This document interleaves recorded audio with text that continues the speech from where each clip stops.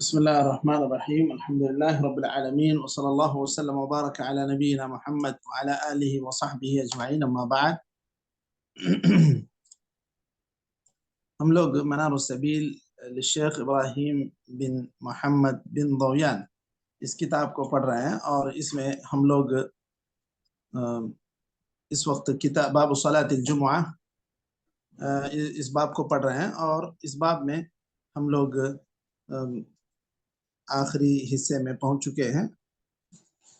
یہ ہے باب صلاۃ الجمعہ میں سننہما، یہاں سے ہم لوگوں کو پڑھنا ہے۔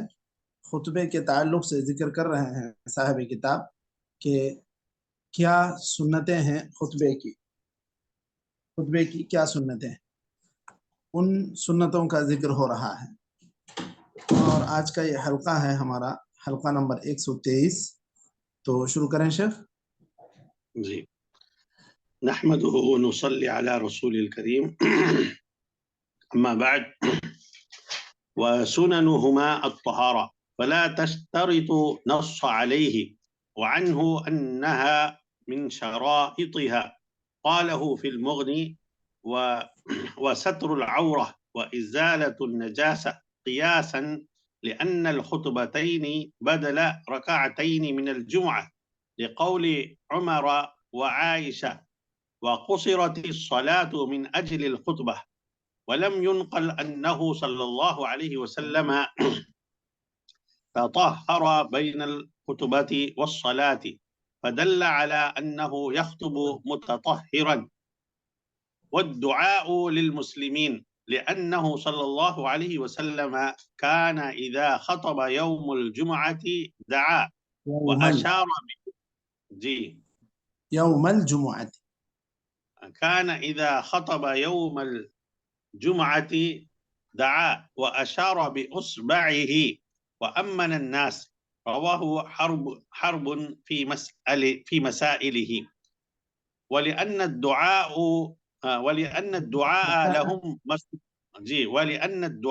لهم مسنون في غير الخطبة ففيها أولى. وأن يتولاهما مع الصلاة واحد. قال أحمد في الإمام يخطب يوم الجمعة ويصلي الأمير يوم الجمعة ويصلي الأمير بالناس، لا بأس إذا حضر الأمير الخطبة، ولأنه لا يشترط اتصالها بها، فلم يشترط أن يتولاهما واحد كصلاتين.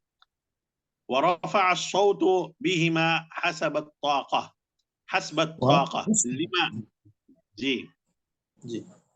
لما سبق. وأن يخطب قائما لقوله تعالى وتركوك قائما. وقال جابر بن سمرة كان النبي صلى الله عليه وسلم يخطب قائما ثم يجلس ثم يقوم فيخطب، فمن حدثك أنه كان يخطب جالسا فقد كذب. رواه مسلم. على مرتفع لأنه أبلغ في الإعلام، ولأنه عليه الصلاة والسلام كان يخطب على منبره معتمدا على سيف أو عصا أو قوس لفعله صلى الله عليه وسلم. رواه أبو داود. وأن يجلس بينهما قليلا لقول ابن عمر كان النبي صلى الله عليه وسلم يخطب خطبتين وهو قائم يفصل بينهما بجلوس، متفق عليه. فإن أبى أو خطب جالسا فصل بينهما ٹھیک ہے چلے گا، فصل بينهما بسكتة ليحصل التمييز بينهما، وليست واجبة، لأن جماعة من الصحابة سردوا لأن جماعة من الصحابة جماعة من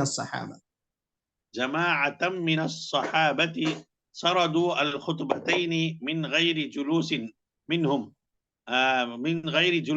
منهم المغيرة وأبي بن كعب قاله أحمد. ويسن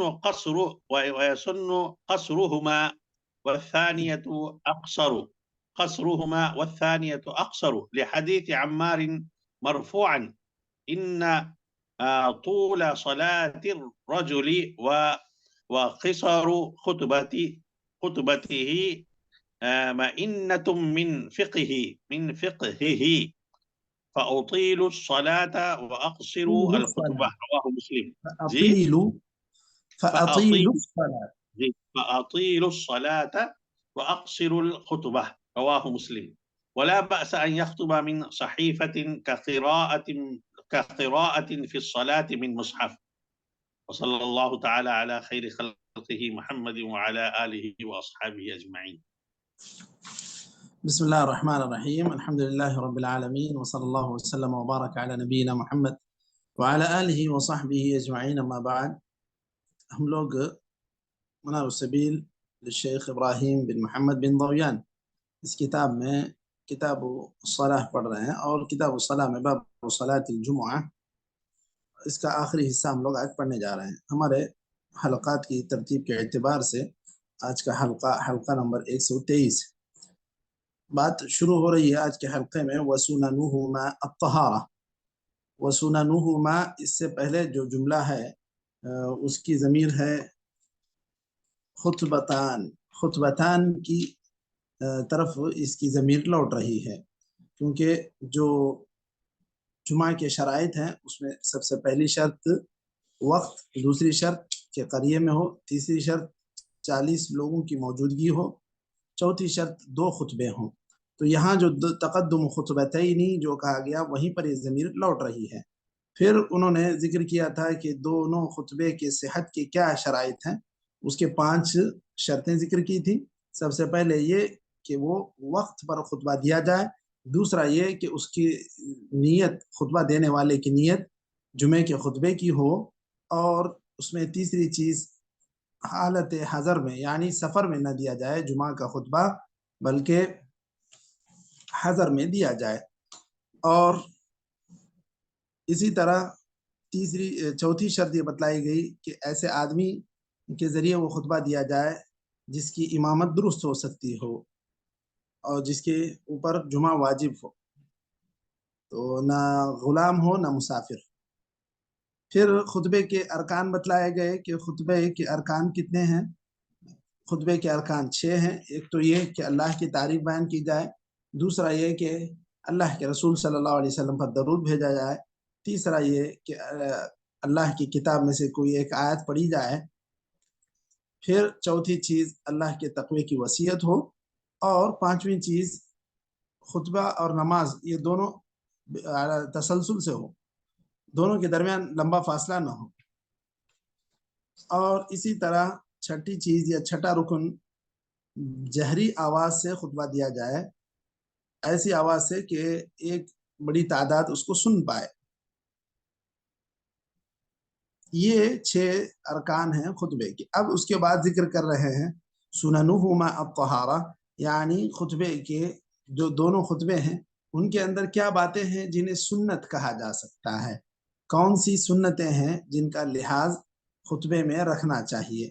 سب سے پہلی سنت یہ ذکر کی جا رہی ہے کہ طہارت، یہ نماز تو نہیں ہے، اسی لیے اگر نماز کی بات ہوتی تو پھر کہتے کہ واجب ہے۔ یہاں چونکہ خطبہ دینا ہے تو اس کو طہارت کو سنتوں میں ذکر کیا گیا، مستحب، اس کا حکم استحباب کا ہے، تو یہ شرط نہیں ہے۔ یعنی مثال کے طور پر اگر کوئی آدمی خطبہ دے رہا تھا، بزرگ تھا، کوئی شکایت تھی پیٹ میں، گیس کی، ایسی کوئی پریشانی اسے لاحق تھی، وضو ٹوٹ گیا، تو اس سے خطبہ ناقض نہیں ہو جائے گا، خطبہ پوری طرح بیکار نہیں ہو جائے گا، خطبہ درست ہے۔ پھر جب وہ خطبہ ختم کر لے تو جا کے وضو کر کے آ سکتا ہے۔ تو یہ سنت ہونے کا یہاں مطلب ہے۔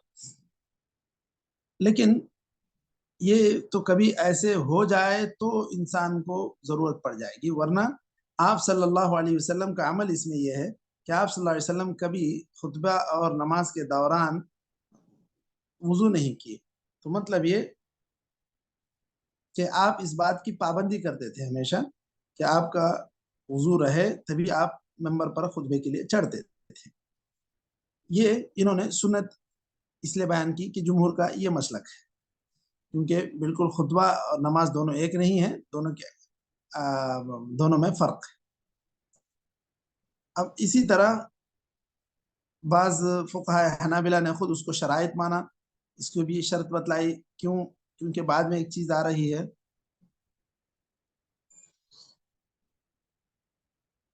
کہ جمعے کے جو 2 خطبے ہیں وہ اصل میں ظہر کی 2 رکعت کے بدل ہیں۔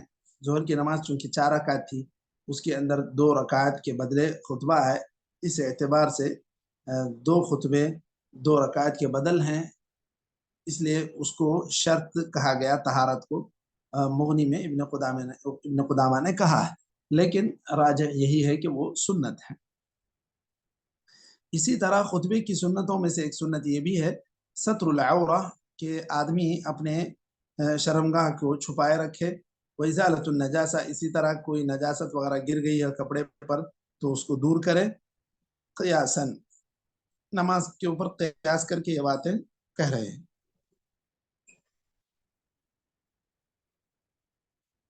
کیونکہ نماز میں جس طرح احکام ہیں، خطبے کو اسی پر قیاس کر کے یہ احکام ذکر کیے جا رہے ہیں،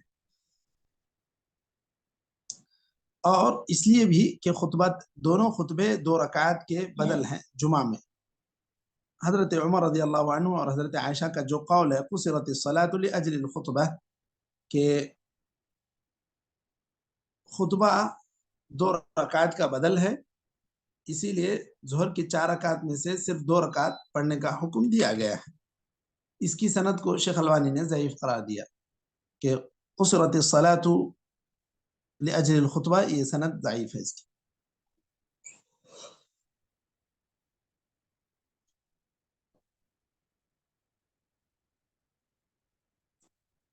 اس کے بعد یہاں پر یہ کہہ رہے ہیں وَلَمْ يُنْقَلْ أَنَّهُ صلی اللہ علیہ وسلم تطہر بین الخطبۃ والصلاۃ، آپ صلی اللہ علیہ وسلم سے کبھی یہ منقول نہیں کہ آپ نے نماز اور خطبے کے دوران وضو کیا۔ یہ چیز بتلاتی ہے کہ کافی اس کی اہمیت ہے۔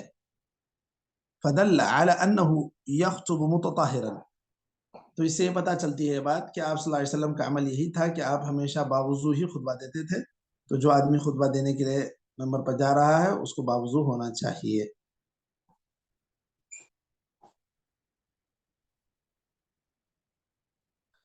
اس کے بعد والدعاء للمسلمین، یہ دونوں خطبوں کی سنتوں میں جو 2 سنتیں اب پہلے ذکر کی گئیں، ایک تو طہارت، دوسرا ستر العورت وازالۃ النجاسہ، اسی طرح تیسری سنت یہ ہے الدعاء للمسلمین، کہ مسلمانوں کے لیے دعا کرنا، کیونکہ آپ صلی اللہ علیہ وسلم خطبے کے دن آپ نے خطبہ دیا، جمعہ کے دن خطبہ دیا تو آپ نے دعا کی اور انگلی سے اشارہ کیا، لوگوں نے آمین کہا۔ یہ روایت بھی ضعیف ہے۔ اس کی علت یہ بتلا رہے ہیں کہ جب مسلمانوں کے لیے غیر صلاح میں نماز کے علاوہ وقت میں بھی دعا کرنا سنت ہے، تو پھر تو خطبے کے وقت میں بدرجہ اولا دعا کرنا سنت ہے۔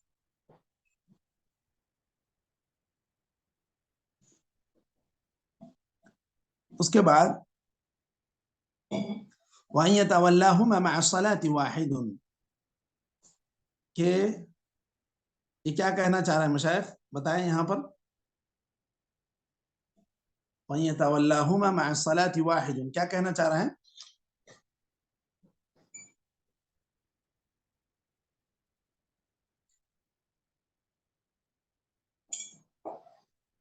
بات سمجھ میں آ رہی ہے مشائخ؟ یعنی دعا کو ایک ساتھ ہونا چاہیے نماز کے ساتھ بول رہے ہیں شیخ؟ نہیں، اب وہ یہ کہہ رہے ہیں وَأَن يَتَوَلَّاهُمَا مَعَ الصَّلَاةِ وَاحِدٌ، دونوں خطبے ایک آدمی نماز کے ساتھ ہی، ایک آدمی ہی خطبہ دے، ایک آدمی ہی نماز پڑھائے۔ مثلا جو ہے زید خطبہ دے رہا ہے تو زید کو ہی چاہیے کہ نماز پڑھائے، دونوں خطبے وہی دے، ایسا نہیں کہ ایک خطبہ کوئی اور دے دوسرا خطبہ کوئی اور دے، ایسا نہیں، دونوں خطبے زید ہی ایک ہی آدمی دے گا اور نماز بھی وہی پڑھائے گا، یہ کہہ رہے ہیں۔ امام احمد نے یہ بات کہی۔ پھر آپ نے یہ بھی کہا کہ اگر ایسی بات ہے کہ امام کو، یعنی جو مسجد میں منتخب امام ہے، وہ اگر خطبہ دیتا ہے اور جو مسلمانوں کا عام امیر ہے، خلیفہ ہے، وہ حاضر ہوتا ہے، وہ لوگوں کو نماز پڑھا دیتا ہے، تو ایسا بھی درست ہے۔ لا بأس اذا حضر الامیر الخطبۃ، امیر خطبے کے وقت موجود رہے اور نماز پڑھائے تو ایسا بھی ہو سکتا ہے، لأنه لا يشترط اتصالها بها، کیونکہ نماز اور خطبہ یہ دونوں الگ الگ ہیں، دونوں ایک ہی نہیں۔ ایسا نہیں کہ ادھر جو ہے وَلَذِكْرُ اللَّهِ أَكْبَرُ وَاللَّهُ يَعْلَمُ مَا تَصْنَعُونَ اللہ اکبر، ایسا نہیں، یعنی ملا کر نہیں۔ ممبر سے خطیب نیچے اترے گا، اقامت ہوگی، اس کے بعد نماز شروع ہوگی، تو یہ پتہ چلتا ہے کہ خطبہ اور نماز دونوں الگ الگ ہیں، دونوں کو ایک ساتھ ملا کر پڑھانا یہ کوئی شرط نہیں ہے۔ فَلَمْ يُشْتَرَطْ أَنْ يَتَوَلَّاهُمَا وَاحِدٌ كَصَلَاتَيْنِ، تو اس طرح کوئی ایک ہی آدمی دونوں خطبے دے اور نماز پڑھائے ایک ہی آدمی، یہ کوئی ضروری نہیں ہے، یہ شرط نہیں ہے، یہ بات بھی کہی گئی ہے۔ تو جس طرح دو نمازیں اگر آپ جمع کر رہے ہیں، مثلا ظہر اور عصر جمع کر رہے ہیں، تو اگر ایک آدمی ظہر پڑھائے اور ایک آدمی عصر پڑھائے تو کیا یہ ممکن ہے یا ناممکن ہے؟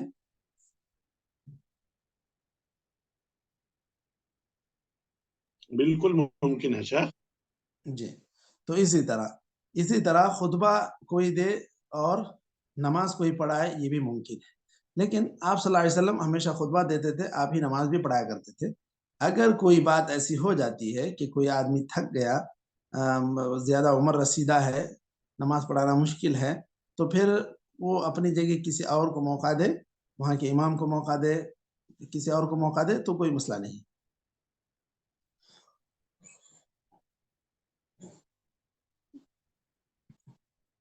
اس کے بعد جس طرح دو نمازوں کو الگ الگ آدمی پڑھا سکتے ہیں، اسی طرح خطبے اور نماز کو دو الگ الگ آدمی اس کی ذمہ داری انجام دے سکتے ہیں۔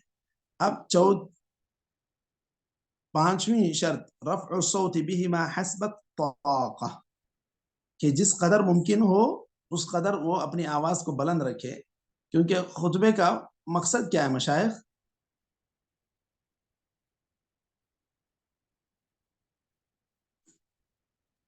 خطبے کا مقصد کیا ہے؟ لوگوں تک دین کی بات پہنچانا ہے، لوگوں تک دین کی بات پہنچانا ہے۔ تو اس طرح آدمی اگر سرن کوئی بات کہہ دے گا تو پھر وہ بات نہیں پہنچا پائے گا، اس سے مقصود حاصل نہیں ہوگا جس کام کے لیے وہ خطبہ دے رہا ہے۔ اسی طرح اگر کوئی آدمی دوسری زبان میں خطبہ دینا چاہ رہا ہے، عربی میں نہیں، کچھ دو چار عربی ہیں، باقی پورے جو ہے 95% غیر عرب ہیں، اردو بولنے والے ہیں، تو کیا اردو میں خطبہ دیا جا سکتا ہے یا نہیں دیا جا سکتا ہے؟ دیا جا سکتا ہے۔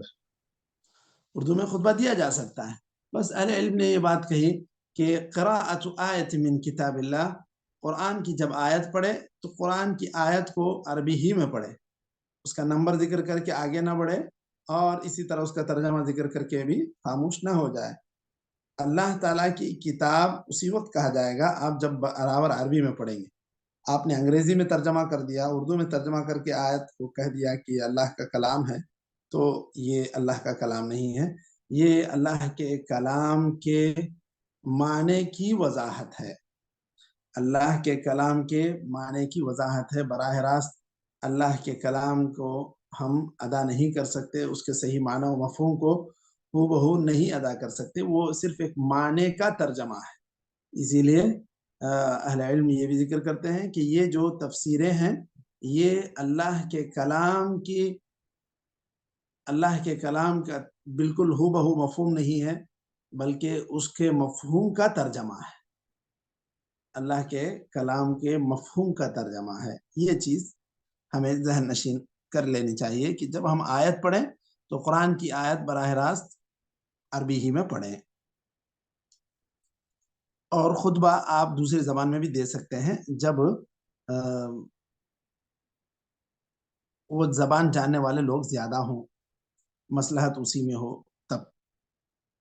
خطبہ بغیر عربی میں غیر عربی میں نہیں دیا جانا چاہیے، ایسا بھی کچھ لوگ موقف رکھتے ہیں، لیکن صحیح بات یہ ہے کہ غیر عربی میں بھی دیا جا سکتا ہے، کیونکہ یہ کوئی نماز تو نہیں ہے کہ بھئی نماز جو اللہ کے رسول صلی اللہ علیہ وسلم نے پڑھایا بالکل اس کا کوئی ترجمہ نہیں کر رہے ہیں۔ خطبے کو تو غیر عربی میں بھی دیا جا سکتا ہے۔ اس کے بعد یہاں پر یہ کہہ رہے ہیں وَأَن يَخْطُبَ قَائِمًا، حالت کون سی ہے خطیب کی؟ کھڑے ہونے کی حالت میں خطبہ دینا چاہیے، کیونکہ قرآنی آیت جو سورہ جمعہ میں ہے وَتَرَكُوكَ قَائِمًا، آپ کو کھڑا چھوڑ کر یہ لوگ چل دیے، یہ جو آیت ہے اس میں آپ صلی اللہ علیہ وسلم کے قیام کا ذکر ہے۔ اسی طرح جابر بن سمرہ رضی اللہ عنہ بیان کرتے ہیں کہ نبی کریم صلی اللہ علیہ وسلم کھڑے ہو کر خطبہ دیا کرتے تھے، پھر بیٹھتے، پھر کھڑے ہو جاتے، خطبہ دیتے۔ تو اگر کوئی آدمی یہ کہے کہ آپ صلی اللہ علیہ وسلم بیٹھ کر خطبہ دیتے تھے تو اس نے جھوٹ کہا، اور آپ صلی اللہ علیہ وسلم کھڑے ہوتے تھے تو اونچی جگہ میں کھڑے ہوتے تھے تاکہ بات کو پہنچانے میں زیادہ آسانی رہے، اور یہ بہت اس کا اثر رہے گا اگر کوئی آدمی کھڑے ہو کر بولتا ہے تب۔ اور آپ صلی اللہ علیہ وسلم اپنے ممبر پر کھڑے ہو کر بولا کرتے تھے، خطاب کیا کرتے تھے۔ وَمُعْتَمِدًا عَلَى سَيْفٍ أَوْ عَصًا أَوْ قَوْسٍ لِفِعْلِهِ صلی اللہ علیہ وسلم، کہ آدمی جب ممبر پر کھڑے تو یا تو تلوار یا لاٹھی یا پھر کسی کمان کے سہارے پر کھڑے، یہ چیز سنت ہے۔ تو جہاں تک تلوار کا ذکر ہے تو اس کے لیے کوئی حدیث سے دلیل نہیں ہے کہ آپ صلی اللہ علیہ وسلم تلوار لے کر کھڑے ہوئے ہوں اس پر زور ڈال کر، بلکہ اس کے بجائے کوئی لکڑی ہو یا کوئی تیر ہو تو آپ صلی اللہ علیہ وسلم اس کے اوپر کھڑے ہو کر اس کے ذریعے سے یا اس کے سہارے سے آپ صلی اللہ علیہ وسلم نے خطاب کیا ہے۔ وَأَن يَجْلِسَ بَيْنَهُمَا قَلِيلًا، اسی طرح اس کے جو یہاں پر سنتیں ذکر کی جا رہی ہیں اس میں سے ایک سنت یہ بھی ہے کہ دو خطبوں کے درمیان کچھ دیر بیٹھ کر اٹھے، سانس لے، ایک تھوڑے سے لمحے کے لیے آرام پائے، اس کے بعد پھر دوسرا خطبہ دے، کیونکہ حضرت ابن عمر رضی اللہ عنہ فرماتے ہیں کہ آپ صلی اللہ علیہ وسلم دو خطبے دیا کرتے تھے کھڑے ہو کر، اور دونوں کے درمیان بیٹھ کر ایک فاصل لیا کرتے تھے، یعنی وہ جو بیٹھنا تھا آپ صلی اللہ علیہ وسلم کا یہی دو خطبوں کے درمیان فاصل سمجھا جاتا تھا۔ اچھا، اس کے بعد فَإِنْ أَبَى أَوْ خَطَبَ جَالِسًا فَصَّلَ بَيْنَهُمَا بِسَكْتَةٍ، اگر ایسا نہیں ہوا، کھڑے نہیں ہو سکا کسی بھی عذر کی وجہ سے، او خطب جالسن، یا بیٹھ کر ہی خطبہ دیا، فصل بینہما بسکتۃ، دو خطبوں کے درمیان ایک راحت لے، ایک تھوڑا سا آرام لے تاکہ لوگوں کو پتہ چلے کہ یہ صاحب دو خطبے دیے ہیں، اور یہ کوئی واجب بھی نہیں ہے، یہ بھی سنت ہے۔ اور بعض صحابہ سے ایسا بھی وارد ہے کہ انہوں نے خطبے بغیر بیٹھے کے بیچ میں بغیر فاصل کے بھی مسلسل دونوں خطبے دے دیے ہیں۔ اس مسئلے پر حضرت مغیرہ بن شعبہ، ابی بن کعب، حضرت ابی بن کعب، حضرت مغیرہ بن شعبہ کا عمل اس پر ثابت ہے۔ یہ بات امام احمد نے کہی۔ وَيُسَنُّ قَصْرُهُمَا وَالثَّانِيَةُ أَقْصَرُ، آپ صلی اللہ علیہ وسلم نے جو فرمایا حدیث میں إِنَّ طُولَ صَلَاةِ الرَّجُلِ وَقِصْرُ خُطْبَتِهِ مَئِنَّةٌ مِّن فِقْهِهِ فَأَطِيلُوا الصَّلَاةَ وَأَقْصِرُوا الْخُطْبَةَ، آپ صلی اللہ علیہ وسلم نے کہا کہ مختصر خطبہ دینا یہ آدمی کے سمجھدار ہونے کی علامت ہے، مئنتن کہتے ہیں علامت کو، تو اس اعتبار سے نماز لمبی ہونی چاہیے، خطبہ مختصر ہونا چاہیے۔ وَلَا بَأْسَ أَن يَخْطُبَ مِن صَحِيفَةٍ كَقِرَاءَةٍ فِي الصَّلَاةِ مِن مُصْحَفٍ، اور اگر کوئی آدمی بیٹھ کر خطبہ دیتا ہے یا پھر وہ کسی پیپر کے ذریعے سے خطبہ دیتا ہے تو بھی درست ہے، خطبہ صحیح ہو جائے گا. پیپر لینے سے خطبہ کیا کہتے ہیں اس میں کسی قسم کا خلل نہ ہونے پائے گا. یہاں جیسے ذکر کیا کہ قراءۃ فی الصلاۃ من مصحف، جس طرح آدمی نماز میں مصحف لے کر پڑھتا ہے وہ جائز ہے، اسی طرح خطبے میں بھی پیپر لے کے پڑھ سکتا ہے، دیکھ کر خطبہ دے سکتا ہے، یہ بھی جائز ہے. تو آج ہم لوگ یہاں تک رک جاتے ہیں، پھر انشاءاللہ کل یہاں فصل جو ہے شروع ہو رہی ہے، اس وہاں سے ہم لوگ شروع کرتے ہیں. نکتفی بهذا القدر وصلی اللہ وسلم علی نبینا محمد وعلى آله وصحبه اجمعین. جزاکم اللہ خیرا. السلام علیکم ورحمۃ اللہ وبرکاتہ.